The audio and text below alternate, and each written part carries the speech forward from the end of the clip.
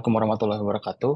Terima kasih banyak untuk semuanya atas antusiasnya untuk hadir di salah satu sesi diskusi Terra Incognita.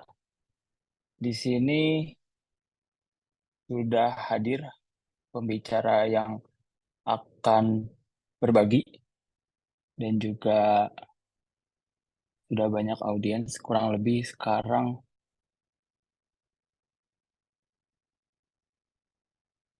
Oke, ya, oke. Kalau gitu, mari kita mulai sesi diskusi pada sore hari ini. Halo, perkenalkan sebelumnya saya Eme. Di sini bertugas sebagai moderator. Pertama, ingin mengucapkan selamat datang dalam rangkaian agenda Aliwahana buku Terra Incognita yang bertajuk The Undiscovered Theory of Territory of Design, Establishing Critical Design Discourse yang dilaksanakan di Fragment Project Dago Bandung mulai dari tanggal 12 sampai tanggal 21 Januari nanti. Dan untuk sesi hari ini, ada dua sesi yang akan berlangsung secara online di Zoom meeting ini dengan pembicara yang akan menyampaikan mengenai kaitannya politik dan juga desain, yaitu Kak Prananda L. Malasan gitu ya, atau Pak Prananda atau Mas Prananda, biasa disapa Kapanda gitu ya, dan juga Danu Ardata. Dan spesial juga karena Mas Prananda sekarang sedang berada di Jepang, juga Danu sekarang kebetulan sedang ada di US. Oke, tak lupa juga berbagi bahwa rangkaian agenda ini diinisiasi oleh Akbar atau akrab disapa Besot, Fragment Project, Rupa Desain, Pot Branding House, Cap Dangu, Side at Side, dan juga didukung oleh Arapura Media Design dan Dilans Indonesia. Tanpa berlama-lama lagi, kita langsung sambut Kak Panda sebagai pembicara di sesi pertama online pada sore hari ini. Halo Kak Panda. Halo, Eme. Tahu Halo. kamu yang moderator, kita satu tempat aja, Me. Oke, oke, Me. Oke, OTW, OTW. Oke, nah sebelum dimulai mungkin izinkan saya untuk menyampaikan tentang eh, background Kak Panda sedikit gitu ya. Kak Prananda L. Malasan adalah seorang dosen di Fakultas Seni Rupa dan Desain ITB di Departemen Desain Produk juga ya, eh, kelompok keahlian desain produk dan industri, dan banyak melakukan penelitian di bidang desain serta pengembangan sumber daya budaya bersama desain etnografi laboratori di FSRD ITB. Selain itu, Kak Panda juga aktif sebagai kurator di beberapa pameran desain, kemudian tergabung dalam organisasi seperti Aliansi Desainer Produk Industri Indonesia atau ADPI, juga Akademi Ilmuwan Muda Indonesia atau ALMI, dan juga Komite Ekonomi Kreatif Kota Bandung. Oke, Kak Panda sudah terhubung. Mangga, waktunya kita eh, berikan kepada Kak Panda untuk menyampaikan materi yang sudah disiapkan. Oke, terima kasih, Eme. Terima kasih buat Mas Besot ya, selamat bukunya sudah launching. Juga rekan-rekan Rupa Desain, Fragment, semuanya yang udah mempersiapkan. Ini saya mantengin terus acara, cuma dari kemarin saya pengen lihat online-nya, nggak ada gitu, jadi nggak bisa ngikut. Semoga rekamannya bisa dilihat.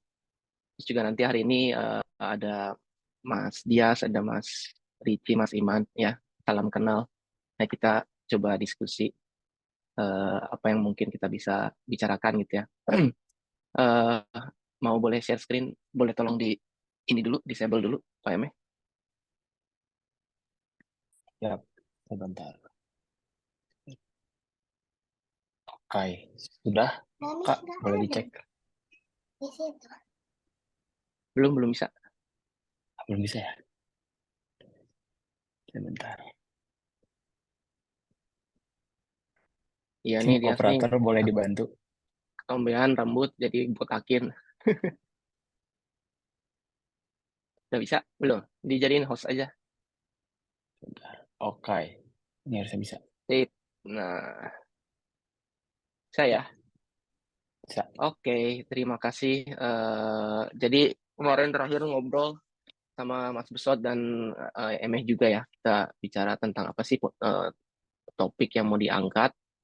Nah, ini menurut saya apa ya cukup cukup menarik untuk didiskusikan, sangat timely, penting sekali untuk dibahas sekarang karena apa namanya desain dan politik ini eh, secara studi di keilmuan desain pun sedang sedang lagi apa ya lagi hot-hotnya juga, udah mulai banyak yang mulai aware tentang kenapa apa namanya relasi antara politik dan desain ini penting untuk dikaji.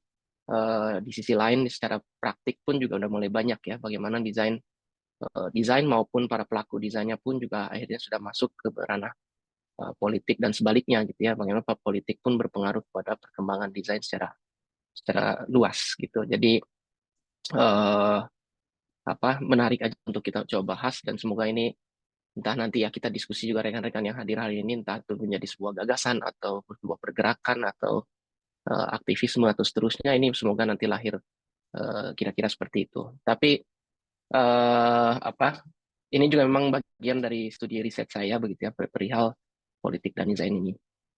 Nah, jadi pas awal pertama kali topik ini ditawarkan ke saya sih sebenarnya kepikiran langsung pengalaman pribadi saya begitu ya tentang KTP begitu.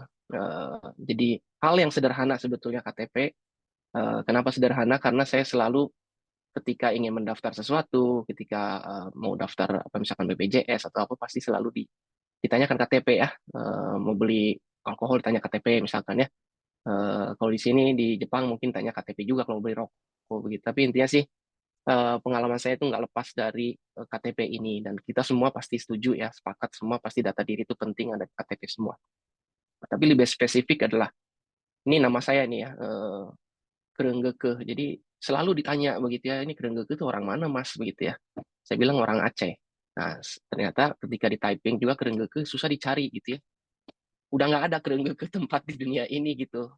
Kecamatannya kagak ada, terus nama airnya juga ada. Ternyata mestinya udah ganti ubah jadi Aceh Timur kalau nggak salah gitu ya. Aceh Utara. Kayak gitu. Tapi ini apa menjadi refleksi bagi saya gitu ya bagaimana identitas diri dalam secarik KTP ini sebetulnya merefleksikan kita siapa, identitasnya ada berapa, ada siapa aja, baik dari sisi kepercayaan, tempat tinggal, suku dan seterusnya, semuanya sebetulnya ada di satu lembar KTP yang sebetulnya nggak tahu siapa desainernya begitu ya. Ini penting sebetulnya jadi pemikiran kita semua gitu ya. Kenapa barang sepenting ini jarang sekali masuk ke ranah pemikiran seorang desainer untuk kita membuat ini lebih baik lagi.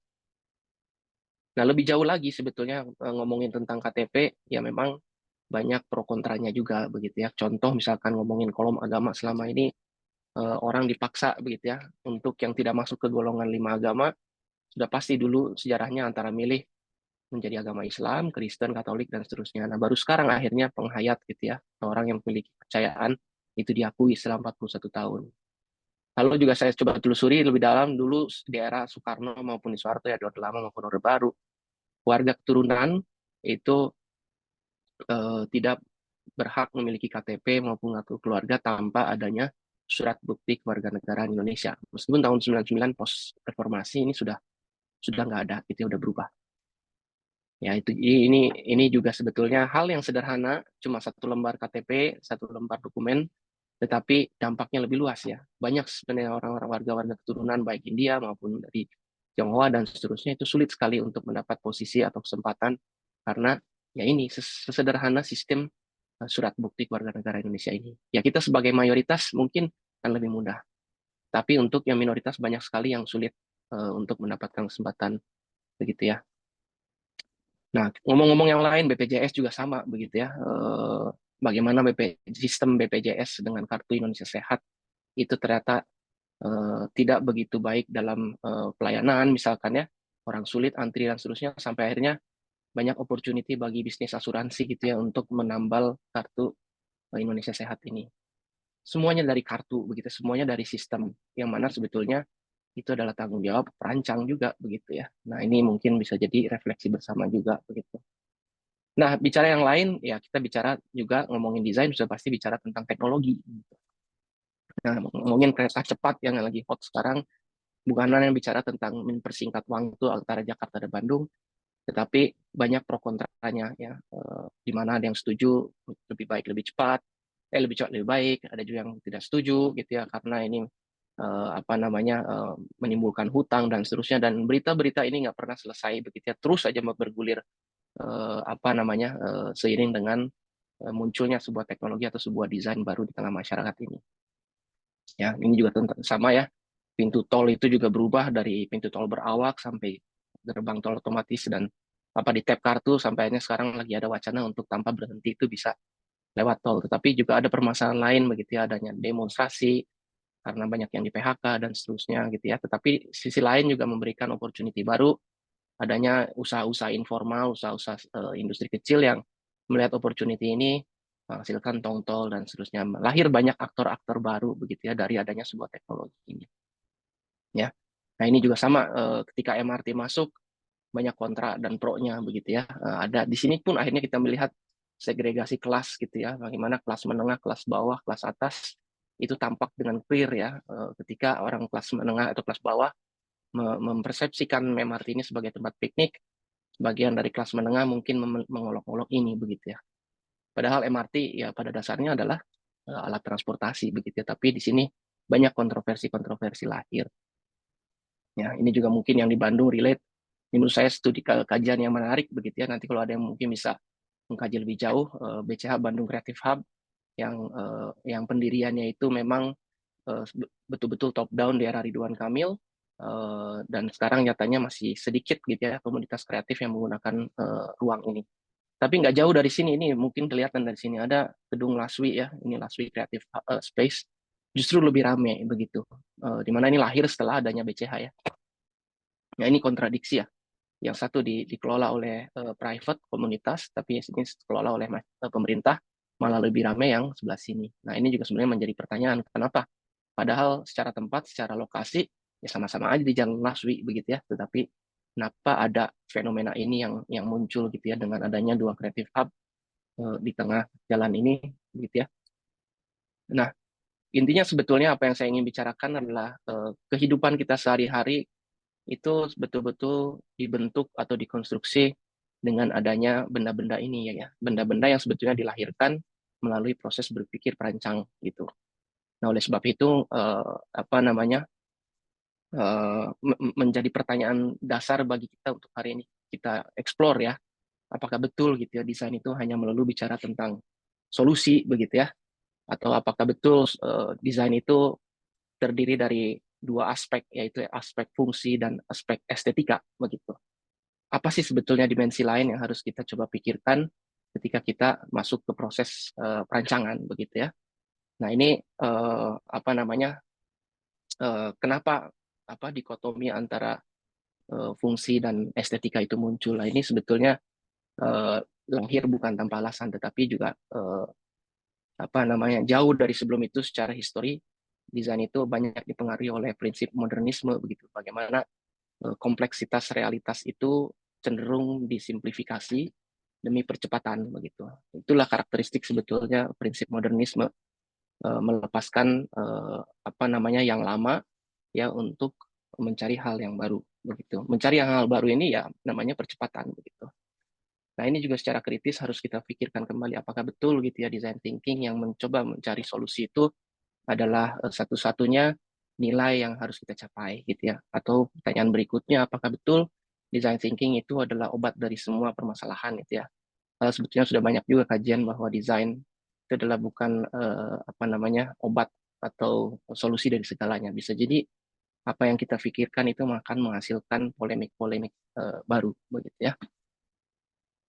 Nah, di sini saya coba apa ya membawa pemikiran dari Bruno Latour ya, salah satu filsuf di bidang studi teknologi, dari yang tadi saya cerita tentang KTP, kereta cepat, terbang tol, sampai ke cerita tadi LASVI dan BCH, sebetulnya pada prinsipnya ketika kita merancang, ketika kita membuat sebuah desain, otomatis kita itu memberikan sebuah nilai, ya. Yang mana nilai itu bukan hanya terbatas pada nilai estetika maupun fungsi, tetapi juga di situ ada nilai moralitas, ada sebuah nilai etik, gitu ya, ada sebuah nilai-nilai yang sebetulnya sangat luas, ya. Oleh sebab itu, desain bukanlah hanya sebatas objek benda mati, atau di sini disebut matters of fact, ya faktanya dia adalah berfungsi seperti itu, tapi dengan adanya sebuah desain memunculkan kontroversi, melahirkan sebuah demonstrasi dan seterusnya, desain bukan lagi sebuah objek mati, tapi dia menjadi sebuah hal yang selalu didiskusikan, gitu ya, sebuah hal yang selalu menjadi concern bagi kita semua, ya, seperti kereta cepat menimbulkan kontroversi, begitu ya, gerbang tol juga menimbulkan kontroversi dan seterusnya. Nah, ketika sebuah desain itu sudah menjadi things atau menjadi matters of concerns, nah disinilah kita mencapai satu titik yang namanya ya politik ini, begitu ya. Jadi apa namanya, eh, titik kesadaran terhadap politik ini menjadi penting bagi kita, agar kita bisa lebih nanti bijak, agar kita lebih memiliki rasa etika yang tinggi, begitu ya, ketika kita memutuskan sebuah proses desain. Nah, studi tentang political capacity dari sebuah artefak atau sebuah desain ini memang masih belum advance ya, dibanding dengan field di bidang sociology of technology misalkan ya, atau studi-studi sosiologi terhadap sebuah teknologi. Nah, ini memang harus kita pinjam dulu, nanti saya coba telusuri lebih lanjut, begitu. Nah, jadi memang ini salah satu alasan juga ya, ketika kita kadang ya, ketika kita membuat sebuah perancangan, kita mau nggak mau pasti akan bertemu dengan klien, atau bertemu dengan pemesan, atau bertemu dengan orang yang kita serve ya, kita berikan jasanya. Tetapi kadang memang aspirasi dari kita itu tidak sepenuhnya bisa kita tumpahkan dalam sebuah desain. Mau nggak mau kita harus mengelaborasi permintaan klien. Mau nggak mau kita juga mendengar dari user dan seterusnya. Dan di mana sebetulnya mau nggak mau juga, gitu ya, efek dari desain yang kita munculkan itu akan sulit kita prediksi, atau kadang mungkin di luar apa ekspektasi kita, ya. Nah, contoh sebetulnya bagaimana sebuah teknologi ini memiliki political capacity ini sebetulnya sudah pernah dipelajari oleh seorang ilmuwan sosiolog yang namanya Langdon Winner. Dia mempertanyakan sebuah jembatan Southern State Parkway di Long Island ya. Ini jembatan yang dibikin oleh, saya lupa nama arsiteknya ya, sorry, nama wali kotanya saat itu, tetapi memang wali kota saat itu memesan seorang arsitek untuk membuat jembatan ya. Ini jembatan untuk orang jalan kaki dari sini untuk sana, untuk ke arah taman. Tapi menurut Winner gitu ya, jembatan inilah jembatan paling rasis di dunia, begitu ya. Karena memang jembatan ini tingginya hanya 2 meter. Ya, kenapa dia disebut rasis? Karena waktu tahun 1920 dibangun, banyak sekali imigran-imigran dari daerah selatan Amerika itu mau masuk ke arah New York, gitu ya. Dan di tahun segitu rata-rata para imigran itu nggak menggunakan mobil pribadi, gitu ya. Mereka biasanya menggunakan bus yang besar atau menggunakan truk dan seterusnya, di mana tingginya lebih dari 2 meter. Nah, wali kotanya saat itu, gitu ya, dia mengorder atau meminta seorang urban planner dan arsitek untuk membuat jembatan yang pendek, ya, di mana jembatan itu akan memprevent atau mencegah bus-bus besar itu masuk ke arah New York, begitu ya. Dan ini sampai sekarang masih ada, begitu ya, jembatan ini, dan banyak sekali menimbulkan kecelakaan sampai sekarang. Nah, di sini sebetulnya jembatan bukanlah hanya berfungsi sebagai memindahkan orang dari sudut kiri ke sudut kanan, tapi juga punya apa namanya nilai-nilai yang lain yang memang saat itu di apa namanya dipegang oleh politikus saat itu, maupun juga desainer saat itu ya. Mereka percaya bahwa kotanya itu harus steril dari imigran, gitu. Nah, hal yang lain juga pernah dipelajari oleh ini namanya Pak Sulfikar Amir ya, beliau profesor di NTU. Dia mengkaji bagaimana negara ini di era Orde Baru ketika tahun 80 sampai 90-an mereka berupaya untuk membuat, ya, Soeharto dan Habibie membuat negara ini berbasis industri. Ya, tetapi yang menarik di sini puncaknya adalah N250 ketika tahun 95 berhasil diterbangkan. Tapi yang menarik di sini adalah bagaimana industri-industri besar di Indonesia itu, ya terutama industri-industri teknologi itu kolaps ya begitu tahun 98. Padahal sebetulnya Sebelum 98 kita punya IPTN, kita punya PT PAL, Inka dan seterusnya yang memang mimpinya adalah kita menjadi negara industri. Ya, yang menarik adalah di sini bagaimana kolaborasi antara otoritarian ya Soeharto dengan para teknokrat. Teknokrat ini adalah ilmuwan. Tapi yang menarik di sini adalah teknokrat itu terbagi dua ya. Satu adalah geng engineer yang dipimpin oleh Habibie, satu lagi adalah geng ekonom di UI begitu ya, Sumitro dan kawan-kawan. Nah, ini menjadi mereka dua kubu ini punya mimpi yang sama bahwa Indonesia harus memiliki kapasitas ekonomi yang kuat. Tetapi kelompok engineer itu bermimpi bahwa negara kita itu harus berbasis industri teknologi yang canggih, sedangkan kelompok ekonomi berpikir bahwa kita cukup dengan industri tekstil, kita udah punya industri tambang, sumber daya alam dan seterusnya. Dua paham yang berbeda di sini ternyata melatar belakangi tumbuhnya industri-industri besar karena di tahun 80-an akhir begitu ya ketika masuk ke Repelita ke-6 kalau nggak salah itu semua menteri-menteri dari kubu teknokrat ekonomi diganti semua oleh menteri-menteri dari kubunya teknokrat engineer begitu ya di bawah Habibie begitu. Nah, disitulah akhirnya mulai dari aliran budget, kebijakan-kebijakan politik itu semua diarahkan untuk pembangunan industri-industri besar. Ya puncaknya adalah penerbangan N250. Ya, dan di sini sebetulnya apa yang ingin disampaikan oleh Zulfikar di sini bahwa teknologi itu bukan semata-mata hanya membuat pesawat yang canggih atau kereta yang canggih, tapi kita harus betul-betul menyadari bahwa hal ini muncul karena adanya kompleksitas hubungan antara satu kelompok dengan kelompok lain atau kepentingan satu dengan kepentingan lain. Nah, ini sebetulnya bisa kita adopsi ya ketika nanti misalkan kita memiliki misalkan proyek dengan pemerintah atau kita ikut dalam sebuah pembangunan yang skalanya besar di Indonesia. Nah, posisi kita seperti apa? Nah, ini yang sebetulnya bisa kita pertanyakan.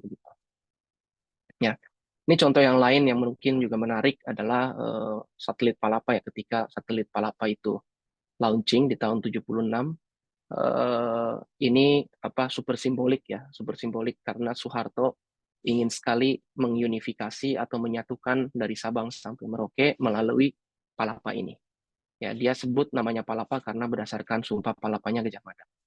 Nah, tetapi ketika launching yang menarik adalah antenanya di sini dia menggunakan keris Jawa begitu ya. Dan di sini banyak ilmuwan-ilmuwan sosiolog yang mencoba melihat Soeharto dengan karakteristik sentralistiknya dia ingin menjawanisasi Indonesia gitu ya, bahwa keris jadi dia mengandaikan satelit itu sebagai keris modern yang berupaya untuk meunifikasi atau menyatukan arkipelago under kekuasaannya dia.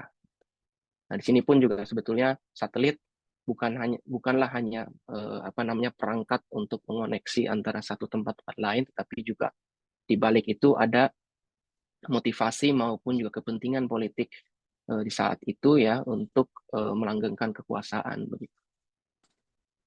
Ya, jadi sebetulnya apa yang kita pelajari dari contoh-contoh tadi yang namanya technical features, arrangement atau teknologi yang kita bangun itu tidak lepas dari bias-bias politik.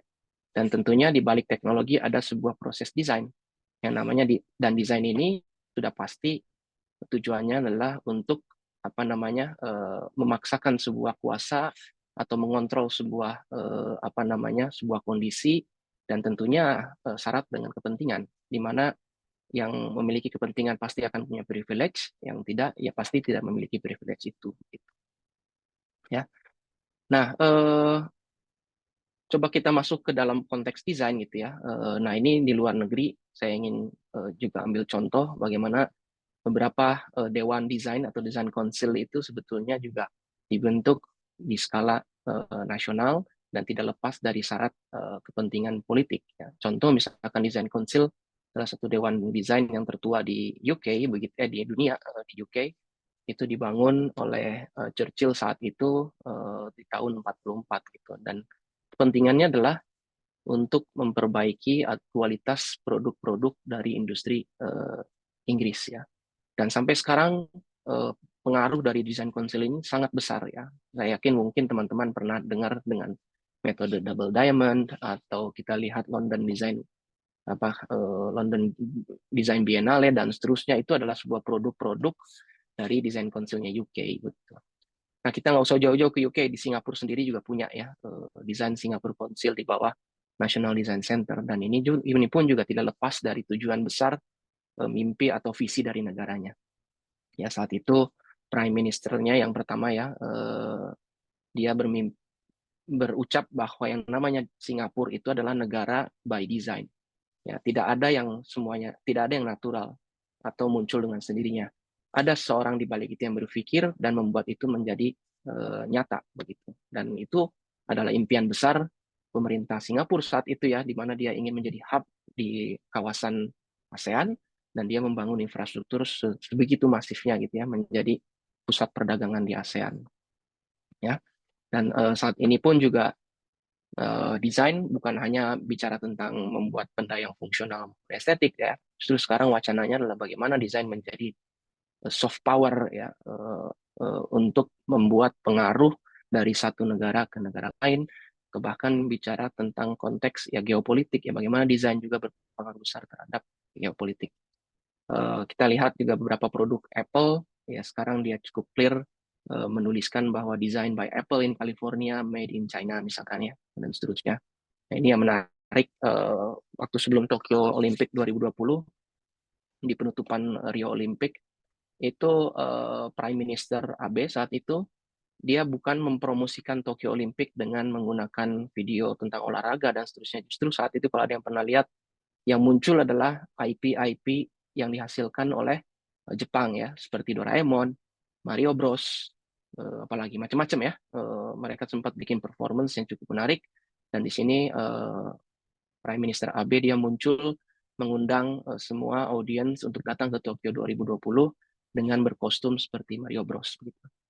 Nah, di sini sebetulnya bukan hanya menselebrasi kegembiraan tentang Tokyo Olympic, Olympic ya, tetapi justru situ ada kekuatan desain atau desain power yang mensupport semua ini bisa terjadi dengan bahasa yang lebih menarik, bahasa yang lebih relate sama dunia dan seterusnya. Ya, nah ini mungkin nanti menjadi wacana yang harus kita diskusikan juga ya, bagaimana desain Indonesia itu juga bisa membantu soft power Indonesia dalam mempengaruhi kebijakan geopolitik misalkan. Oke, jadi itu tadi why-nya begitu. Tapi bagaimana sih gitu ya desain itu bisa political ya? Nanti mungkin kita bisa coba telusuri satu, nggak banyak sebetulnya komponennya, tetapi di sini saya coba tampilkan hanya berapa begitu ya. Nah, yang pasti yang namanya desain itu involves ethical dimension. Pasti kita akan menyentuh ranah etik. Apabila kita bicara di ranah metodologi, memilih material, memilih warna, komposisi, itu masih di ranah teknis. Tapi kita harus beyond dari itu juga ya. Bagaimana kita juga bisa menyentuh ethics. Dimana ethics itu udah ngomongin, udah sangatlah fluid, dinamis ya. Contoh misalkan ada banyak feminis, pemikir-pemikir feminis di bidang desain yang ternyata menuliskan data ya, mengeluarkan data bahwa semua semua desain-desain rata-rata yang ada di dunia ini itu ternyata berbasis kepada data laki-laki ya. Dan ini contoh misalkan ya, hampir dari kejadian tabrakan di dunia gitu ya, 17%-nya itu lebih banyak perempuan dibanding laki-laki, karena memang seat belt, konfigurasi interior kendaraan itu lebih banyak menggunakan standar laki-laki begitu ya. Begitupun juga benda-benda lainnya, sampai misalkan juga di konteks medical, obat dan seterusnya juga banyak dosis-dosis itu menggunakan standar-standar pria. Nah, kenapa kita bicara tentang ethical ya? Mau nggak mau kita harus bicara ini, karena ngomongin desain ya pasti bicara tentang good design dan bad design. Dan good dan bad ini tidak pasti, tidak absolut, pasti relatif. Nah, relativitas inilah yang memang harus kita sadari dan harus selalu kita diskusikan. Lalu juga yang ngomongin desain ya udah pasti kita bicara tentang mengkategorisasi dan menstandarisasi. Dan telah banyak studi-studi terhadap konteks ini ya, studi politik dari mengkategorisasi dan menstandarisasi. Ya karena apa? Kategorisasi sendiri sangat menginfluence atau mempengaruhi kapasitas sosial kita, ekonomi, negara, political status. Begitu. Dan ini merupakan infrastruktur yang memang membantu kita hidup sampai sekarang. Nah, standarisasi dan kategorisasi ini mau nggak mau kita pasti akan bicara tentang mayoritas dan minoritas, gitu ya. Sama seperti tadi KTP ya, standarisasinya adalah apa namanya, ada nama, ada tanggal lahir, ada agama dan seterusnya. Kategorisasinya apa ya? Contoh tadi kolom agama dulu hanya punya 5 kategorisasi agama. Di luar itu dianggap harus dipaksakan masuk begitu ya. Nah, ini juga sebetulnya sangatlah politikal begitu ya, menentukan sebuah kategorisasi dan standarisasi. Dan ini sudah biasa kita dilakukan di bidang desain ya. Ketika kita user research, ketika kita melihat kebutuhan manusia, calon user, itu mau nggak mau atau sadar nggak sadar kita akan melakukan proses kategorisasi dan standarisasi ini. Lalu ngomongin desain itu prescribing, kita berpikir sebelum masuk ke ranah teknis pasti kita akan ada apa namanya, ide-ide yang muncul, kita akan ada gagasan-gagasan yang muncul yang mana sebetulnya sangatlah politikal dan sangatlah sebetulnya bisa kita studi dari sisi sosial ya. Semua desain itu istilahnya anthropomorphic ya. Dia sebetulnya dibuat oleh manusia untuk membantu manusia. Dia juga mensubstitusi ya suatu hal yang tidak bisa kita lakukan, kita membuat alat untuk membantu apa yang kita inginkan. Mau nggak mau nanti benda-benda itu pun juga akan mempengaruhi kita. Nah ini contoh sederhana studi dari Latour juga, The Sociology of Door Closer begitu ya. Jadi dia menstudi tentang tembok, ya kecanggihan sebuah pintu sebetulnya. Jadi kalau nggak ada pintu, ya kita nggak akan bisa menembus sebuah tembok. Dan akhirnya di situ adalah ada bukaan pintu ya. Ya ketika ada pintu, ternyata ada profesi-profesi baru seperti doorman atau pembuka pintu begitu ya. Dan di sini sebetulnya muncul permasalahan-permasalahan baru ya. Karena yang bisa membayar doorman adalah hotel-hotel yang eksklusif. Ya disinilah akhirnya ada segregasi kelas, orang yang tidak bisa afford ke hotel yang mahal atau tempat yang lebih mahal, ya mereka adalah kelas bawah. Yang bisa masuk ke tempat-tempat eksklusif ini adalah orang-orang yang punya duit begitu. Dan sekarang muncul alat baru begitu ya, misalkan hidrolik ini untuk bisa membuka secara otomatis dan menutup otomatis. Tapi ini juga cukup diskriminatif kata Latour, karena apa? Anak kecil nggak bisa membukanya. Orang yang misalkan punya keterbatasan juga tidak bisa membukanya. Orang yang mau menyampaikan barang, kurir juga nggak bisa membukanya. Jadi semua teknologi pasti akan ada permasalahan gitu. Nah dengan adanya pintu ya, ini nggak tahu ini apa namanya, sebuah tulisan dari orang Belanda juga ya, pribumi dan anjing dilarang masuk daerah ya. Itu betul atau enggak ngerti, tapi yang saya ingin sampaikan adalah dengan adanya pintu itu ada ruang dalam, ada ruang luar begitu ya. Dan di sini juga di era apa namanya kolonial dulu pun juga ternyata ada batasan dan adanya segregasi ya antara inlander, orang Indo misalkan dengan orang Belanda saat itu. Oke, lalu juga ngomongin desain pasti kita bicara tentang future. Nah, apabila kita ngomongin future, ya itu sudah pasti juga sangatlah politikal. Karena apa? Yang namanya ekspektasi, yang namanya mimpi, itu mau pasti akan dipengaruhi oleh siapa yang bisa mengkontrol itu, begitu. Ya mimpi kita bisa terjadi atau kita sekedar bisa bermimpi pun juga pasti akan ada pengaruhnya ya. Nggak mungkin kita bermimpi menjadi A kalau misalkan kita tidak terinfluence oleh sesuatu hal yang mendukung ke arah begitu. Nah, itulah kuatnya sebuah desain ya, di mana dia bisa membayangkan masa depan dan membuat hal-hal yang abstrak atau sesuatu yang mungkin tekstual itu bisa menjadi lebih konkret, yang memberikan sebuah pengalaman-pengalaman yang empirikal begitu. Nah, itulah kekuatannya desain. Dan disinilah bicara tentang political capacity dari sebuah desain. Ya. Lalu juga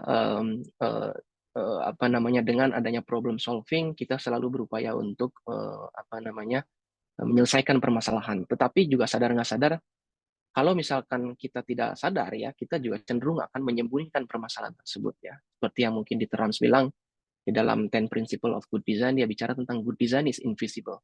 Tapi menurut saya ini harusnya dipertanyakan ya.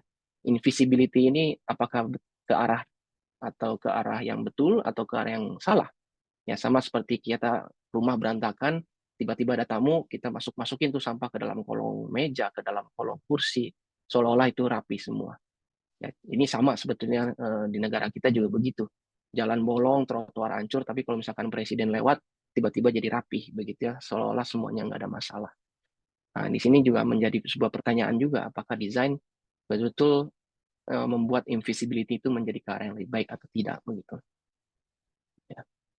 Oke, ini biar tidak panjang lebar, biar masuk ke diskusi, apa kesimpulannya apa gitu ya. Apa yang ingin saya uh, argumentasikan begitu. Jadi ya apa namanya, desain itu harus kita pahami sangatlah syarat dengan politik. Baik itu kita menyadari maupun kita tidak sadari ya, baik itu prosesnya refleksif atau maupun tidak intensional, mau nggak mau apa yang kita bikin pasti akan politikal. Artinya apa? Artinya kita harus meningkatkan sensibilitas kita. Kita juga harus aware terhadap apa yang akan kita lakukan. Lalu juga kita juga harus well informed gitu ya dengan political capacity kita. Ya, jadi apa ketika ada klien datang, ketika ada order datang, gitu ya, misalkan, ya kita harus tahu dulu di mana posisi kita ini dan apa yang akan terjadi apabila kita ikut dalam proses pembuatan sebuah desain ini. Ya, dan apakah mungkin kita juga, karena namanya desain itu adalah political, ya mau nggak mau ya kita juga harus apa namanya piawai dalam apa menyampaikan nilai. Yang namanya kita sebagai desainer ya harus memberikan sebuah pemikiran-pemikiran baru ke arah yang lebih baik lagi. Nah, inilah nilai apa namanya tambah dari sebuah desain gitu. Bukan hanya membuat sebuah ide menjadi sebuah hal yang konkret begitu ya. Lalu juga apa namanya, mungkin ini karena kita sudah terlalu apa namanya terbutakan dengan paradigma problem solving atau membuat hal yang berbeda, ya kata-kata tersebut kadang menjadi nilai yang paling harus kita capai. Padahal sebetulnya jauh lebih dari itu, melalui pembuatan visi, apa namanya, melalui pembuatan sebuah desain pada masa depan, apa namanya, ada apa namanya tugas tambahan bagi kita, yaitu untuk menghasilkan perspektif-perspektif baru atau alternatif perspektif ya, dengan dasarnya adalah drawing things together. Drawing things together adalah membawa nilai-nilai yang sangat beragam, baik itu dari orang lain, dari klien, dari stakeholder lainnya, bahkan nilai-nilai yang dihasilkan oleh non-human, ya misalkan benda-benda yang ada di sekitar kita juga merefleksikan nilai apa. Nah, ini adalah poin-poin yang harus kita coba elaborasikan dalam proses desain ini. Ya, dan tentunya bicara desain, ya tentu kita harus berpikir untuk siapa, lalu konsekuensinya akan kepada siapa dan menjadi apa.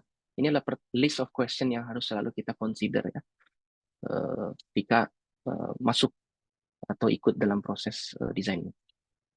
Ya, dan ini balik lagi kritik saya terhadap di terms bahwa yang namanya good design itu bukan lagi bicara tentang invisibility sebuah problem, tetapi justru kita harus punya apa ya, punya peluang ya, memberikan untuk orang bisa mengutarakan pendapatnya, memberikan peluang untuk apa namanya nilai-nilai yang kontradiktif agar menjadi muncul ke publik ya. Jangan sampai desain kita itu cenderung silencing minority misalkan begitu ya. Orang-orang yang cenderung tidak punya hak mengakses desain itu malah menjadi diam. Justru desain kita itu harus allowing this apa minor voices ya. Artinya kita harus bisa memfasilitasi keterbukaan, ya kejujuran, lalu juga demokratisasi ya dari sebuah proses menjadikan desain ini menjadi hal yang konkret ya. Jadi mungkin terlalu abstrak, tetapi nanti ini kita coba diskusikan di Q&A. Jadi saya kembalikan ke Pak Emeh. Masih ada nggak Pak Emeh? Udah ya. Nah, terima kasih ya. Ini passion saya masih tetap di arsitektur dan desain, tenang aja. Oke, Oke, terima kasih banyak Kak pas lah Panda 30 menit. atas Udah ya. penyampaiannya. Yes, betul. Nah, menarik nih tentang the political dimension of design gitu ya, entanglement of design and politics gitu ya. Emang desain ini sudah sejak lama eh, apa ya masuk gitu ya, dari mulai pelaku desainnya ke politik maupun juga ranah politik juga campur tangan dengan urusan desain gitu ya. Dari mulai tadi Kapanda sudah menjelaskan secara pengalaman pribadi mulai KTP, BPJS, kereta cepat gitu ya, yang mencakup administrasi, infrastruktur, transportasi, teknologi gitu. Sampai ada beberapa fenomena seperti top down approach gitu ya yang dilakukan sama pemerintah dan juga komunitas sendiri yang bergerak gitu. Nah ini menarik karena sempat dibahas juga oleh Pak Agus Sahari gitu ya, pengaruh desain dan juga kepemimpinan pada saat itu Soekarno gitu ya membangun beberapa monumen-monumen atau sesuatu yang simbolik gitu yang kemudian juga tadi relate juga dengan yang dilakukan oleh Pak Soeharto pada zaman itu. Nah, kita juga sudah bersama para penanggap gitu ya untuk bisa challenge the ideas and juga expanding the topic, kemudian juga memperluas atau memperkaya konteks dari pembahasan yang tadi sudah disampaikan oleh Kak Panda. Sudah hadir di sini Mas Ricci, kemudian Mas Dias Hensuk, Mas Imad, dan juga Mas Darius.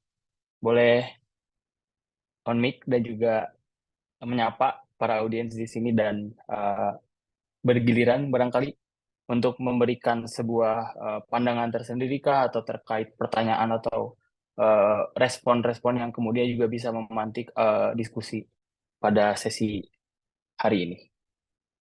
Halo, Mas Dias, Mas Ricci, Mas Imad. Halo, Mas Imad. Hai, Halo. Hai, Halo. O genki desu ka? Genki desu. Genki desu. Santai banget nih Dias. Nggak, Ya, bagus. Halo. Sehat semua? oke. Alhamdulillah. Sehat, alhamdulillah. Oke, silakan barangkali dari Mas Imad atau dari Mas Dias dulu. Mas Dias Silakan. lah, boleh Mas Dias. Mas Ricci. Silakan. Mas Dias dulu deh. Coba ya. Tadi Nah, sambil nyatet juga enggak? kayak berasa kuliah kita Soalnya apa?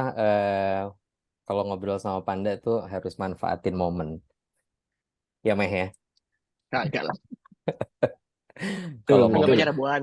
harus iya Rabuan kita kan. Jadi manfaatin momen. Nah, momennya pas banget kebetulan gue tuh lagi baca bukunya Ruben Pater yang The Politics of Design. Itu pas banget. Nah, terus ngomongin tentang Politics of Design itu jadi pas gue baca bukunya yang dibuka bukunya itu dengan satu konteks yang bagus banget. Kalau gue bisa bacain sedikit ya. Jadi sebenarnya adalah kita ini kaum yang punya privilege. Kita yang ada di Zoom meeting ini. Ini privilege yang harusnya kita harus sadari dulu pertama, karena dengan kita ngebaca buku Terra Incognito-nya Besot itu udah ngebuat kita bagian dari 80, kita bagian dari 80% populasi dunia yang terliterasi ya gitu. Jadi sebenarnya nggak semua orang, itu nomor satu yang melek huruf gitu kan. Kita ngeluarin sekian ratus ribu untuk buku ini yang beli gitu kan. Kalau gue gratis, Besot makasih gitu kan. Sekian ratus ribu itu cuma sedikit orang yang mampu membeli buku itu. Mungkin cuma 20% orang di dunia yang bisa beli buku angka segitu, karena selebihnya itu mungkin pendapatannya kurang dari $10 sehari. Jadi sebenarnya akses itu nggak untuk semuanya gitu. Lalu kalau kita beli buku ini, kita mungkin juga punya pendidikan yang lebih tinggi. Dan itu cuma tersedia buat segelintir orang aja yang punya privilege seperti kita gitu. Jadi mungkin itu penting untuk kita sama-sama dalamin lagi gitu, bahwa masuk ke yang selanjutnya, pas Panda ngomongin tentang pengaruhnya gitu kan. Dulu juga pas ngobrol sama Dani tentang desain itu selalu ada dua hal gitu ya. Selalu ada estetik, tapi ketika estetik dipenggal katanya terus ada ethics gitu kan. Jadi memang sebenarnya di belakangnya, kalau kita ngomongin harmoni, kita ngomongin sustainability, akhirnya memang yang akhirnya menjadi dalam tuh sebenarnya adalah etiknya itu, bukan cuma hanya tampilan luarnya aja gitu. Tapi kita juga perlu ngakuin bahwa semua desain itu sebenarnya politis. Mau apapun sebenarnya, mau desain grafis, interior, apapun produk itu, apapun yang dibuat oleh kita itu sebenarnya semua politis. Kenapa? Karena setiap desain itu selalu pilihan antara dua. Antara kita nge-serve atau kita ngelayanin, atau kita ngegugurin status quo yang ada sekarang gitu. Jadi sebenarnya itu udah langkah yang politis banget. Jadi kita mau milih kanan atau kiri itu udah politis. Kita mau bikin katakanlah kursi atau poster bentuk A atau bentuk B itu udah politis. Sadar tidak sadar kita sudah melakukan hal itu keseharian kita gitu kan. Jadi sebenarnya sebuah desain nggak bisa dilepasin dari nilai-nilai yang kita tahu, asumsi-asumsi kita yang mendasari rasional penciptaan kita, karya kita gitu. Jadi ada ideologi yang menjadi latar belakang kenapa kita melakukan desain A dan B gitu kan. Jadi kira-kira mungkin itu sih enggak sebenarnya. Mungkin kalau misalnya apa yang gue tangkap dari apa yang gue dengar tadi, paparan lo dan apa yang gue alamin sendiri mungkin ya dalam profesi gue sekian belas tahun terakhir gitu. Dan terutama juga karena mungkin gue suka berinteraksi juga dengan beberapa lintas sektor gitu ya.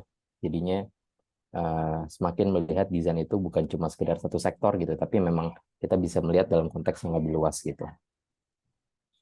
Mungkin itu sebagai pembuka dari gue kali ya. Punten. Oke, terima kasih Mas Dias. Boleh bergeser ke Mas Imad. Ya, Silakan Mas. Kang Panda, luar biasa.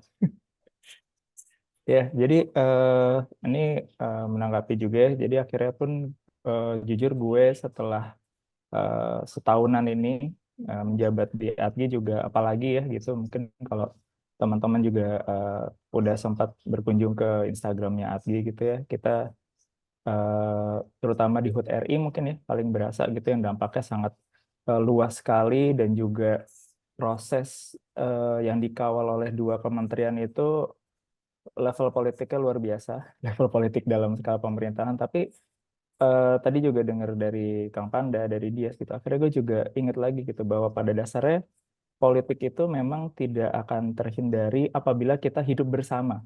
Hidup bersama aja tuh udah menjadi sebuah keputusan politik gitu. Kita berhidup bertiga, berempat, satu kantor, satu kota, satu negara gitu. Yaitu membentuk sebuah pola pikir ataupun pendewasaan yang akhirnya kita berpikir lebih jauh lagi, nggak hanya mungkin tadi ya tersebut kata estetika gitu dari desainnya itu sendiri, tapi juga sosioekonomi, geopolitik, dan juga pertimbangan-pertimbangan budaya lainnya gitu. Kayak contohnya urusan tagline gitu ya, kalau di HUT RI itu sempat di satu fase itu ada perlu ada sebuah perubahan atau revisi karena dianggap akan menyinggung atau berafiliasi ke satu gerakan yang ada di masyarakat. Itu tuh benar-benar yang proses yang kita udah alamin 80% mungkin, itu terpaksa mau nggak mau diubah. Dan ya kita bukannya berat menerimanya, tapi di satu sisi oh iya juga ya gitu, untuk bisa kita sebar dari Sabang sampai Merauke gitu. Akhirnya keputusan-keputusan itu yang pada saat itu melebihi dari desainnya sendiri, itu membuat kita oke, kita harus merevisi desainnya deh gitu. Mungkin demikian ya, tambahan sedikit dulu dari gue. Silakan mungkin teman-teman yang lain. Oke, thank you Mas Imad. Selanjutnya di sini sudah ada Mas Ricci juga sebagai salah satu perwakilan juga ya dari ADGI gitu. Boleh Mas? Yes, Kang Eme, ini sinyal saya, suara saya jelas nggak ya? Saya takut Jelas, agak jelas. kurang. Oke. Masuk Mas. Halo Kang Panda, apa kabar? Ini jujur berat sekali topiknya ya, sore-sore gini. Kalau saya sih ngelihatnya based on pengalaman mungkin sama kayak Imad, mungkin Bias juga. Saya sempat ngelontarin pertanyaan ke Besot mengenai dimensi politik, perannya desain terhadap dimensi politik, atau kita ngomongin politik yang ada di dunia desain dan industrinya. Gitu itu kita akan luas sekali nih bahasannya. Sampai misal apakah ini akan ada hubungannya sama pemilu gitu, karena ketika kita merayakan kata politik itu ya di event yang sedang kita rayakan bersama ini, si pemilihan umum ini. Tapi kan itu politik secara general, di mana semua hal, semua keilmuan itu berpartisipasi gitu ya di dalam pesta politik ini gitu. mungkin kita ngomongin peranan desain aja kali ya terhadap politik yang terjadi di Indonesia. Gitu. Mungkin kalau dari kacamata saya akan lebih spesifik.